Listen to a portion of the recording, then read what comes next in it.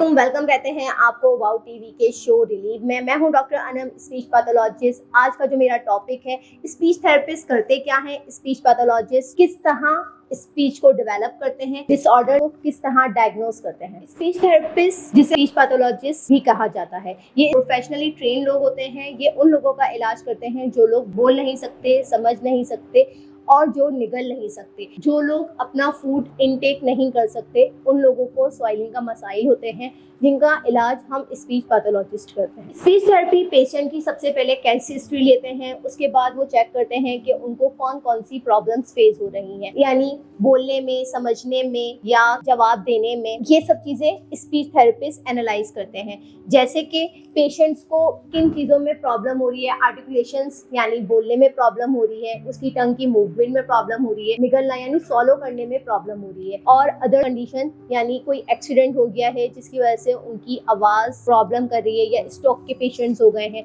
उनको स्पीच की प्रॉब्लम्स आती हैं। ये सब चीजें एनालाइज करते हैं हमारे स्पीच थेरेपिस्ट, इनके ऊपर अपनी थेरेपी इम्प्लीमेंट करते हैं और उसके बाद इनका रिजल्ट हमारे सामने आता है। स्पीच थेरेपिस्ट फॉर्मल और इनफॉर्मल असेसमेंट करते हैं। फॉर्मल असेसमेंट वो होता है जो हमारे साइकेट्रिस्ट या साइकोलॉजिस्ट करते हैं, और इनफॉर्मल असेसमेंट जो हमारे थेरेपिस्ट होते हैं वो लोग करते हैं, यानी आर्टिकुलेशन का असेसमेंट, सॉलोइंग का असेसमेंट, वॉइस का असेसमेंट, और ये सब चीजें ऑब्जर्व करने के बाद पेशेंट की हम बकायदा थेरेपी प्लान करते हैं। थेरेपी डायग्नोसिस के बाद स्टार्ट होती है और हर एक इंसान के लिए, हर एक पेशेंट के लिए अलग इंडिविजुअली प्लान उनका बनाया जाता है थेरेपी का।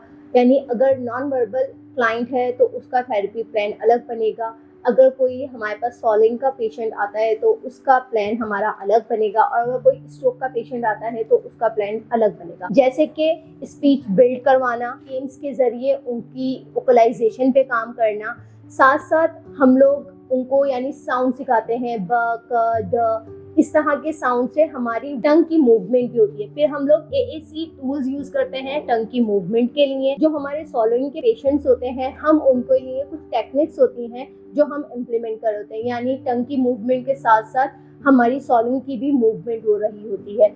ईजोफिगस की एक्सरसाइज होती हैं, हमारे साथ में हमारी ओरल मसाज करवाते हैं ताकि उनकी आर्टिकुलेशंस बेहतर हो सके। थेरेपी छोटी उम्र से ही हम बच्चों को देनी शुरू कर देते हैं। अगर बड़ी एज में आए तो उसके अंदर थेरेपी की डेवलपमेंट बहुत डिले हो जाती है, टाइम लगता है। हम लोग कोई भी टाइम ड्यूरेशन नहीं देते क्योंकि लॉन्ग टाइम चलती है थेरेपी, और रिजल्ट जो है वो फर्दर नहीं आता। टाइम के साथ साथ रिजल्ट आपको महसूस होता है, फर्क आना नजर आ जाता है पेशेंट के अंदर। जो लोग समझते हैं कि हम घर पर डायग्नोस कर सकते हैं अपने पेशेंट को, अपने बच्चों को, कि ये बच्चा बोल नहीं रहा, सुन नहीं रहा, समझ नहीं रहा, जवाब नहीं दे रहा, तो उनको चाहिए कि वो थेरेपिस्ट के पास आएं और एक प्रॉपरली उनका असेसमेंट, डायग्नोस करवाएं कि बच्चे के साथ क्या डिसऑर्डर है। ऐसे एपिसोड के लिए देखते रहे रिलीव, जहां हम आपके लिए लाते हैं वो मालूमात जो आपकी जिंदगी को आसान बना सके। मैं हूं डॉक्टर अनम, स्पीच पैथोलॉजिस्ट। मिलते हैं नेक्स्ट एपिसोड में एक नए टॉपिक के साथ। खुदा हाफिज।